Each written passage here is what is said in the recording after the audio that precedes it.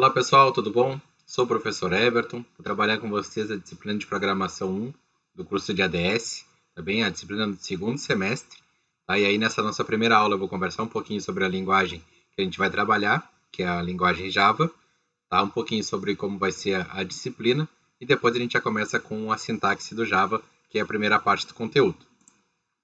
Então nessa disciplina a gente vai trabalhar as principais características, funções e funcionalidades da linguagem de programação, o estudo de orientação sobre estruturas de controle, métodos e passagem de parâmetros, cadeia de caracteres, expressões regulares. Vamos trabalhar com arquivos, como ler um arquivo, como escrever em um arquivo. Trabalhar com serialização de objetos, coleções genéricas e exceções também. Não está aqui na ementa, mas faz parte das unidades também, trabalhar com conexão com banco de dados dentro dessa disciplina. Vamos trabalhar toda ela em Java, tá, pessoal? E o Java, vou contar um pouquinho só rapidinho sobre a história do Java. A sua ideia inicial era criar um interpretador para pequenos dispositivos, que facilitaria a reescrita de software para aparelhos eletrônicos, como videocassete, televisão e aparelhos de TV a cabo. Isso na década de 90, ali, 92, 93, 94. Não deu certo. Eles tentaram, na verdade, a Sun, que é a proprietária do Java, tentou fechar diversos contratos com grandes fabricantes de eletrônicos, como a Panasonic, mas não houve êxito devido a conflito de interesse e de custos. Hoje a gente já sabe que o Java domina o mercado de aplicações para celulares, com mais de 2,5 bilhões de dispositivos compatíveis. Porém, em 94, quando a gente deu a primeira queda do Java, a gente não tinha a ideia que isso poderia acontecer. Apesar de ter sido idealizado para um propósito e lançado com outro, o Java ganhou destaque do lado do servidor. Com o advento da web, a Sun percebeu que poderia utilizar a ideia criada em 92 para rodar pequenas aplicações dentro do browser. A semelhança era que na internet tinha uma grande quantidade de sistemas operacionais e browsers, e com isso seria grande vantagem poder programar numa única linguagem independente da plataforma. Foi assim que foi lançado o Java 1.0, né, focado em transformar o browser, deixar de transformar o browser, que era apenas um cliente magro, um terminal burro, em uma aplicação que pudesse também realizar operações avançadas e não apenas renderizar HTML. E a gente começou a ter scripts, né, que poderiam ser executados dentro do navegador com comunicação com o servidor, né? Aí que veio a explosão do Java no seu início. Atualmente, o fato de que programas possam ser executados virtualmente em muitas plataformas, e aceito em muitos tipos de equipamento, torna o Java tão atraente e aceito. A gente tem aplicativos em Java hoje nas Smart TVs, né, em diversos aparelhos tecnológicos a gente trabalha com Java. Com Java, o processamento pode deixar de ser realizado apenas do lado do servidor, como era na internet a princípio, e passar a ser executado também no cliente, né, dentro desses aplicativos que a gente desenvolve. O Java tem uma comunidade muito forte, né, muito grande, né, tem muita gente que é apaixonado por Java. E tem muito material na internet. E eu chamo a atenção de vocês para aqui no Brasil, só um pouquinho. Retomando então, pessoal, a gente estava falando para vocês que no Brasil tem uma comunidade bem forte, um fórum bem forte, que é o GUJ. Está aqui o link para vocês. É uma comunidade virtual com artigos, tutoriais, é um fórum para tirar dúvidas, né? O maior que a gente tem em língua portuguesa, com mais de 100 mil usuários e 1 milhão de mensagens. É um fórum bem ativo, o pessoal responde bem rápido. E dificilmente a gente vai precisar fazer uma pergunta que alguém já não tenha feito e já não esteja respondida. Então é legal vocês pesquisarem aí no Google, se cadastrarem no Google e acessarem o Google se vocês vão trabalhar, já que vocês vão trabalhar bastante com Java ao longo do curso. Conversar um pouquinho sobre o conceito de compilação, porque Java é uma linguagem compilada, e as diferenças do Java para outra linguagem. Um exemplo de compilação, que acho que vocês já viram no primeiro semestre de vocês, eu tenho um código-fonte em C, por exemplo, e ele é compilado para um código binário para um determinado sistema operacional. E muitas vezes o próprio código-fonte é desenvolvido visando uma única plataforma, né? Uma plataforma que pode ser o Windows, pode ser o Linux, ou pode ser um Android, alguma coisa assim. Esse código executável resultante será executado pelo sistema operacional e por esse motivo ele deve saber conversar com o sistema operacional em questão. Isso é, a gente tem um código executável para cada sistema operacional. Então é necessário compilar uma vez para o Windows, outra para o Linux e assim por diante. caso a gente queira que o nosso software possa ser utilizado em várias plataformas. É o que acontece, por exemplo, no OpenOffice, no Firefox e outros aplicativos que a gente tem onde isso é necessário. A versão de Windows e de Linux, por exemplo, são diferentes. Com isso, na maioria das vezes, a aplicação utiliza de bibliotecas do sistema operacional, como, por exemplo, as interfaces gráficas para desenhar as telas. A biblioteca de interface do Windows e do Linux são diferentes, então a gente acaba tendo que criar dois códigos diferentes também para o mesmo resultado se a gente tivesse que trabalhar com as duas plataformas. Já no Java, a gente tem um conceito de máquina virtual, né? Então, entre o nosso código e a execução na plataforma, nós temos uma máquina virtual que ela traduz o nosso código para a linguagem da máquina, tá? Então, deixa eu ver. Dessa forma, a maneira com a qual a gente abre uma janela no Linux ou no Windows vai ser a mesma. A gente ganha independência do sistema operacional, ou melhor ainda, independência da plataforma em geral. Não vai ser preciso se preocupar em qual sistema vai ser rodada a nossa aplicação, nem em que tipo de máquina configurações. É um conceito que a gente tem de que máquina virtual não é apenas um interpretador, né? Ela passa a ser um computador de mentira. Então ela pode fazer tudo para nós, como gerenciar memória, as threads, período de execução, etc. Então eu vou escrever o meu código, tá? E o meu código vai ser transformado em bytecode, acho que eu falo aqui na sequência, né? Ó, a sua aplicação roda sem nenhum envolvimento com o sistema operacional, sempre conversando apenas com a máquina virtual que a gente chama de JVM. Essa camada, a máquina virtual, ela não entende código Java, ela entende um código de máquina específico. Esse código de máquina, ele é gerado por um compilador Java, e aí por isso que a gente diz que ele é compilado, como JavaC, e é conhecido como bytecode, pois existem menos de 256 códigos de operação dessa linguagem e cada opcode gasta 1 byte. O compilador, então, Java gera esse bytecode, que, diferente das outras linguagens sem máquina virtual, vai servir para diferentes sistemas operacionais, já que ele vai ser sempre traduzido pela JVE, e aí vai se adaptar sempre aonde o nosso aplicativo vai rodar. Então vamos conversar um pouquinho sobre o Java, um pouquinho da sintaxe aqui, nessa primeira parte do conteúdo, que eu tenho um exemplo de uma classe, o nome da classe é meu programa, e um método dentro dela, eu tenho aqui meu método main, tá? E aí aqui eu tenho uma saída, né? Eu tenho um comando de execução de saída na tela, que é a minha primeira aplicação Java. Vamos fazer isso daqui lá no nosso editor de, de, de programação. Eu vou usar o Eclipse, vocês podem utilizar o NetBeans. Se vocês têm outro que vocês quiserem utilizar, não tem problema. No Eclipse, eu vou aqui ó, em File, New, Java Project, nome do projeto, exemplo, aula 1.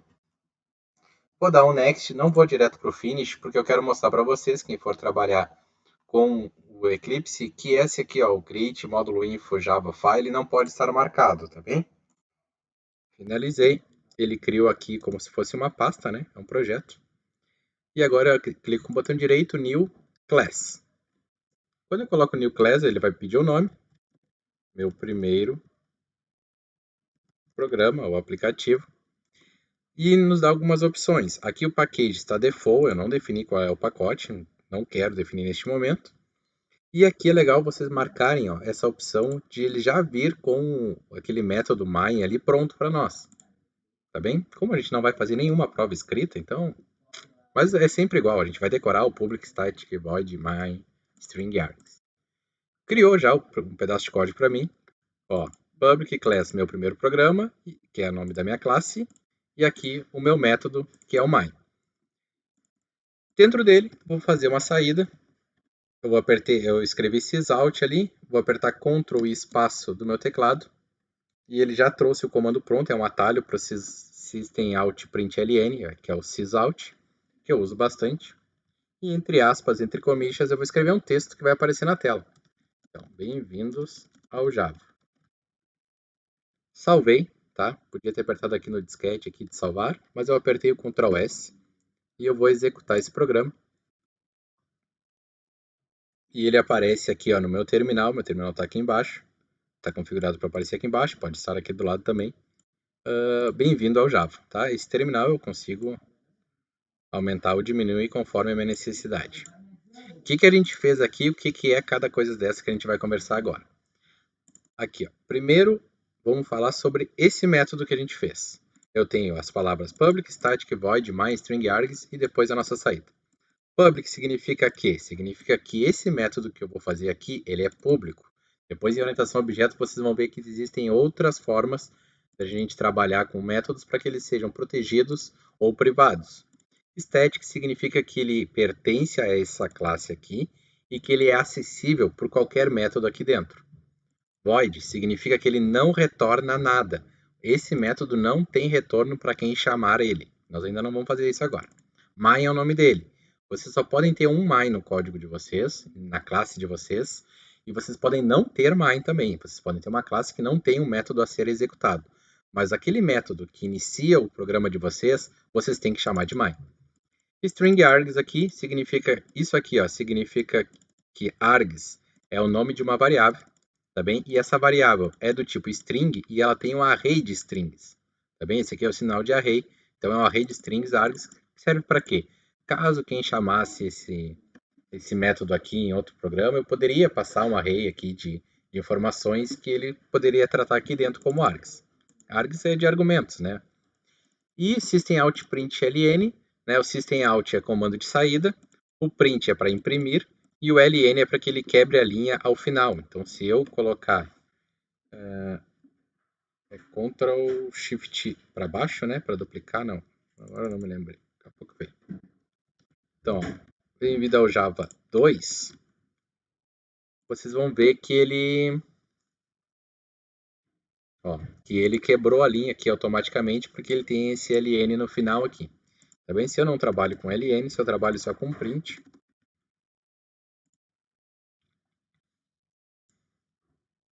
ó, ele não quebrou a linha, ficou tudo na mesma linha também, tá? Se eu colocar um espaço dentro da aspa, vai funcionar normal, como a gente já tinha antes, certo? Então aqui um pouquinho sobre o que eu falei com vocês. Tá, e as chaves, né? Essa chave aqui significa que tudo que está entre a chave de abertura e fechamento vai ser executado quando eu executar o método main, tá bem? E todo que está entre essa aqui da classe e essa daqui pertence à minha classe, meu primeiro programa. Seguimos então, vamos para a segunda parte, que é a parte de sintaxe. Vamos lá. Dentro do Java a gente vai trabalhar com variáveis. Variáveis vocês já sabem que é um espaço de memória que a gente pode acessar por meio de um nome. E vocês têm que saber que dentro do Java a gente sempre tem que declarar qual é o tipo da variável antes de utilizá-la.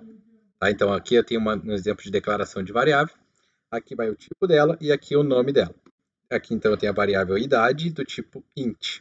E para atribuir, vocês já sabem fazer também que é um igual só, né? Então aqui eu estou atribuindo que idade é igual a 15. Tá. Isso aqui foi o que eu falei ali com relação ao isto.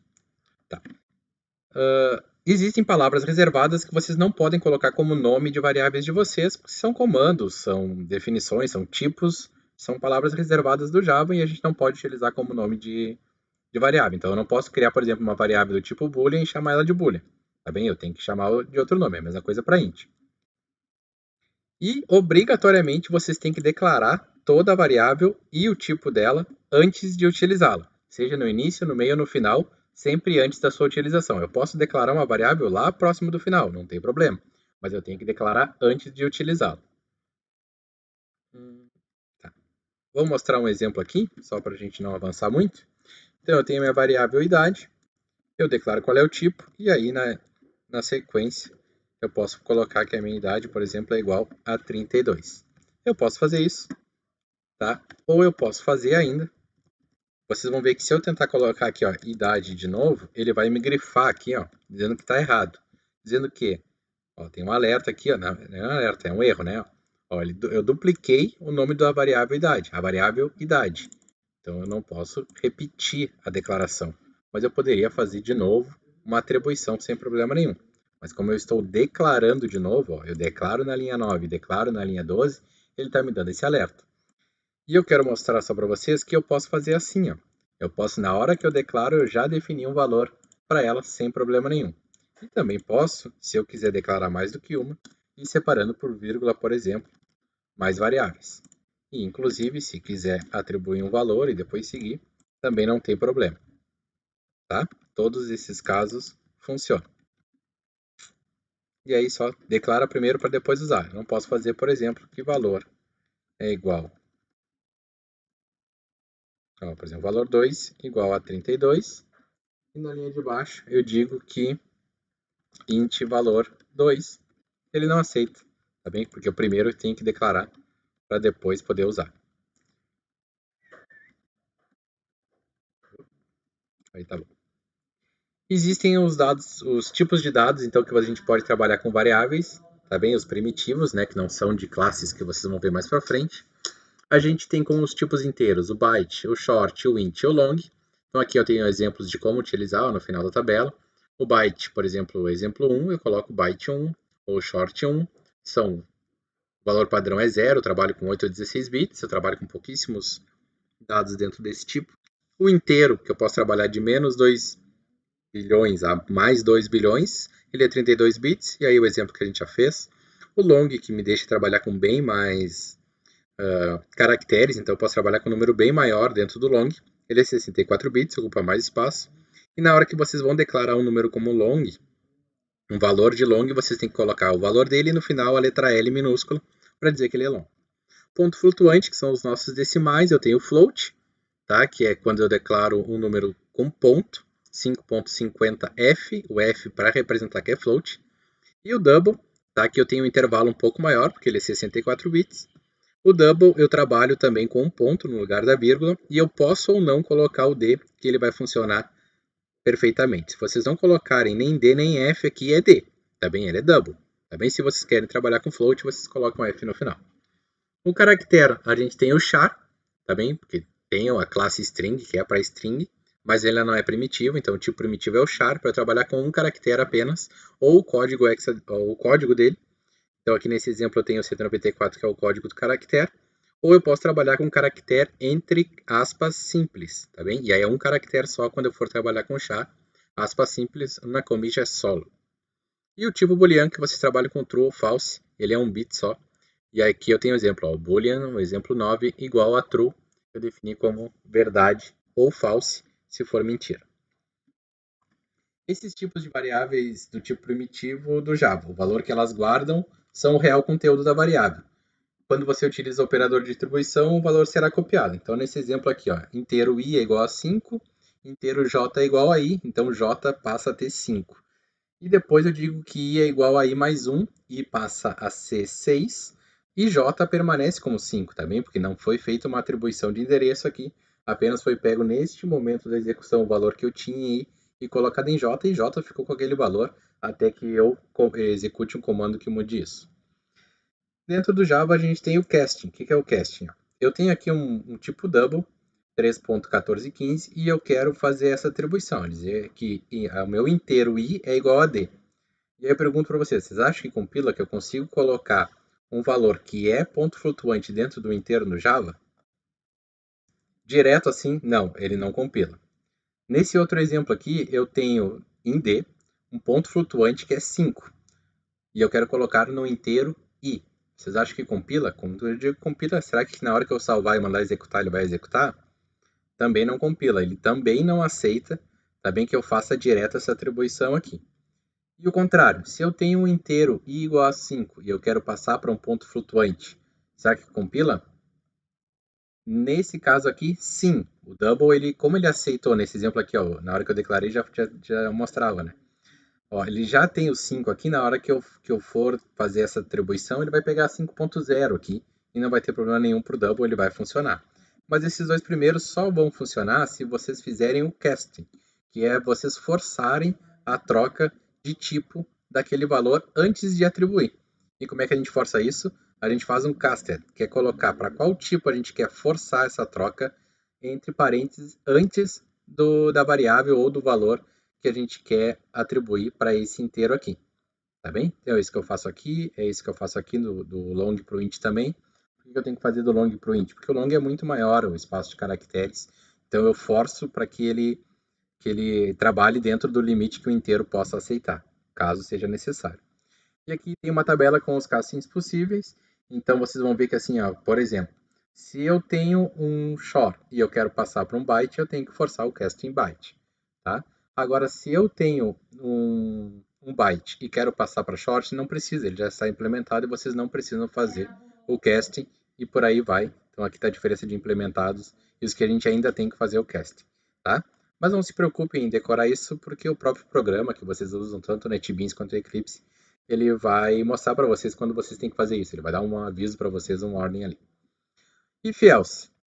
If else, vocês sabem que é para fazer um teste, uma condição, né? Quando atendida, executa um código e vocês podem fazer um else se precisar.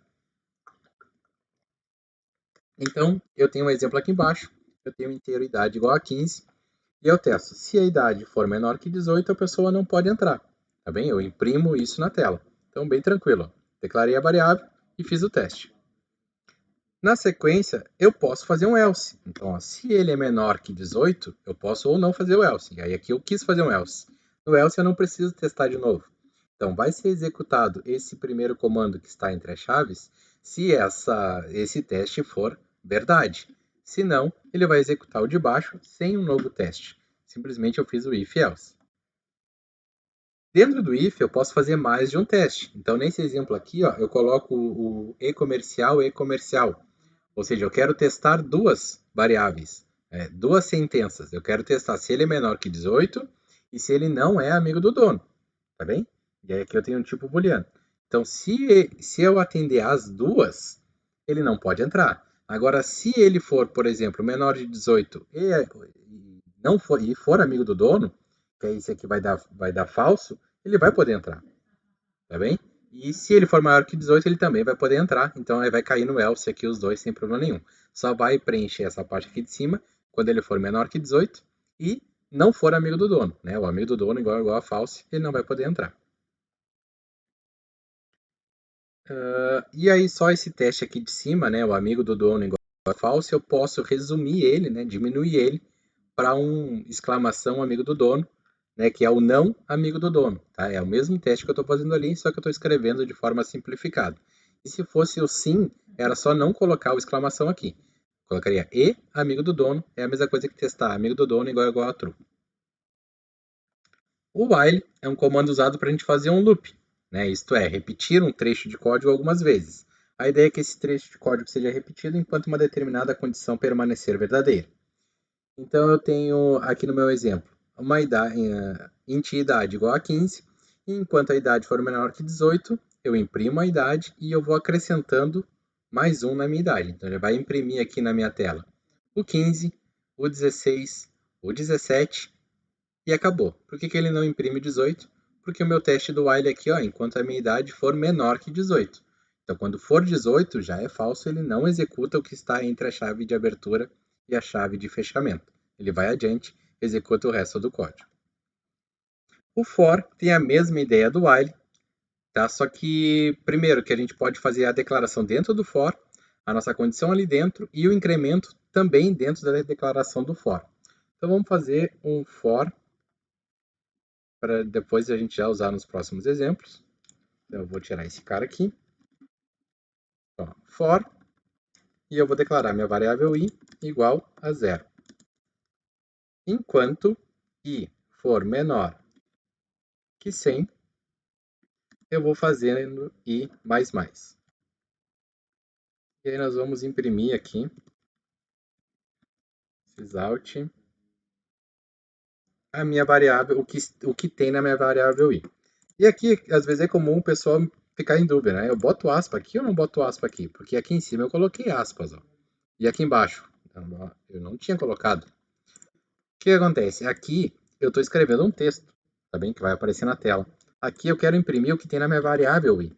Então, se eu colocar entre aspas aqui, o que vai ser impresso? 100 vezes a letra i.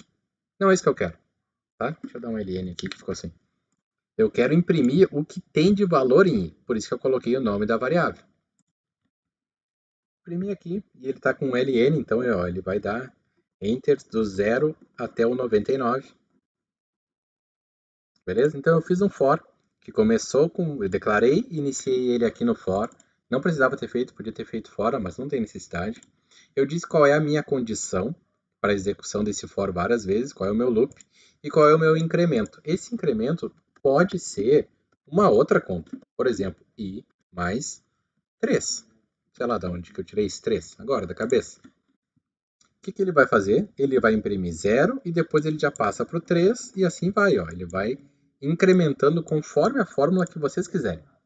Tá bem? Então vocês montam o for conforme vocês quiserem. A mesma coisa para o while, o if, conforme vocês precisam. E a gente pode controlar, né, um if. Por exemplo, tem um comando break. Comando break, o que ele faz? Um if não, é um loop, né, um for ou um while. O break, ele para de executar essa interação que a gente estava fazendo aqui, que nesse exemplo é o for. O que eu tenho aqui? Eu tenho um for que começa num valor que eu não sei qual é um x.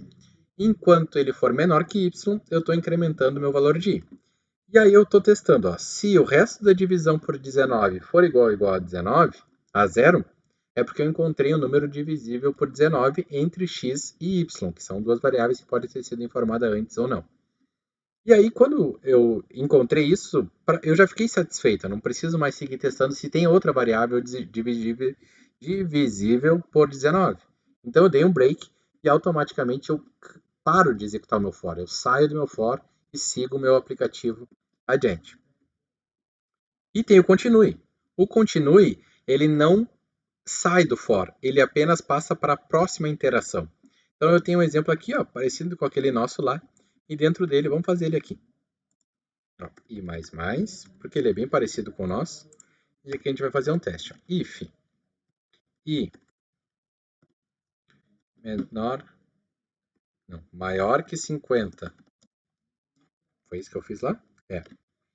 E I menor que 60, eu vou dar um continue. É isso, né? Isso, tá. Uma coisa bem interessante, olha aqui, ó. Eu vou dar um enter só para espaçar, não precisava ter dado esse enter. Nesse exemplo aqui, ó, eu botei uma chave aqui e fechei a chave aqui e dei esse system out println no i, exatamente igual a esse aqui. E nesse meu não, tá? Nesse outro exemplo que a gente está trabalhando aqui, eu não coloquei a chave. Tem problema?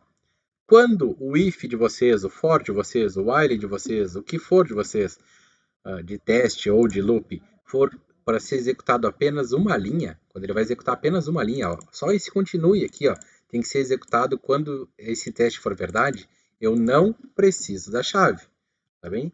Mas não está errado colocar a chave, só que vocês vão acabar digitando mais, e aí é com vocês como é que vocês gostam de programar. Eu não uso, tá? Eu vou dizer para vocês que eu prefiro não usar. Então, ó, se eu entendo, eu sei que esse if aqui executa apenas essa linha, e essa linha aqui de baixo não tem interação nenhuma com esse if aqui. Ele é a sequência desse if.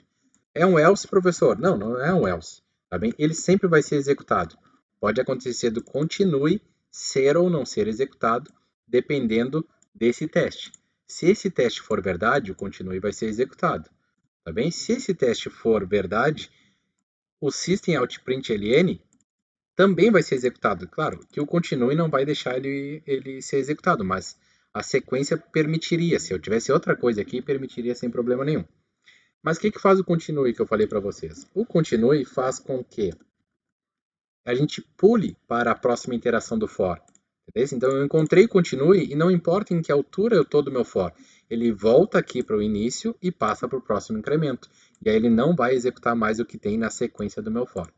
Então nesse exemplo aqui, se eu executar, eu tenho um for que começa em 0, que a gente já executou antes e ele foi de 0 a 99. E quando eu executo agora, vocês vão ver que ele vai até o número 49. Ele imprime até o número 49, tá aqui. E depois, o 50 na verdade, né? Porque enquanto i for menor que 50, está certo. E maior que 60, ele imprime. Então ele não imprimiu 51, 52, 53, 54, 55, 56, 57, 58, 59. Por quê? Por causa do meu teste. Ó. O i, ele é maior que 50 quando ele é 50? Não. Então ele não executa esse continue. O i, ele é menor que 60 quando ele executa 60? Também não. Então por isso que ele executa o 60 também, por isso que ele imprime tanto o 50 quanto o 60. E a gente tem ainda o switch, tá? O switch, como é que funciona? Eu tenho uma expressão que a gente vai utilizar como teste e os cases e o default. Todos os cases têm o break e o default vocês não precisam colocar o break. O break é para finalizar, né? É como se fosse a chave. É o 2 pontos e o break. Então eu tenho um exemplo aqui ó, de um switch. Eu declarei uma variável inteira day igual a 4 e o meu switch é de day. Switch day. Abri a minha chave e aí eu faço todos os meus cases. Como aqui são os dias da semana, eu fiz de 1 até 7 e não fiz default.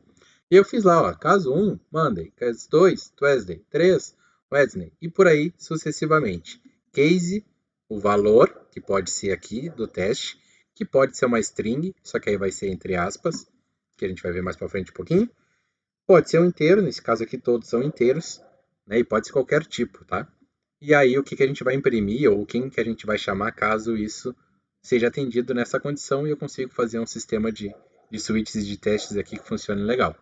E eu posso ter um default, ou seja, se o valor da variável não for nenhum desses cases aqui, vai ser executado o default, né? O valor default vai ser como se fosse a nossa saída alternativa caso a gente não consiga atender com o nosso switch. Tá bem? Com isso, vocês conseguem fazer a primeira lista de exercício, tá? E aí, qualquer coisa, vocês apareçam nos atendimentos ou na próxima aula. Um abraço!